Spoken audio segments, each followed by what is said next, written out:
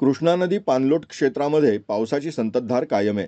त्यामुळे सांगलीत कृष्णा नदीच्या पाण्याच्या पातळीमध्ये झपाट्याने वाढ होऊन कृष्णा नदीची वाटचाल आता इशारा पातळीकडे सुरू झाली आहे. तर पाण्याची पातळी वाढत असून शेरी नाल्याच्या माध्यमातून आता कृष्णेचे पाणी शहरातील सखल भागात शिरू लागलंय. कर्नाळ रोडवरील पूल आता पाण्याखाली गेलाय. त्यामुळे नांद्रे पलूसकडे जाणारी वाहतूक अन्य मार्गाने वळवण्यात आली आहे. तसंच काकानगर परिसरातील नागरिकांनी आता स्थलांतर सुरू केलंय.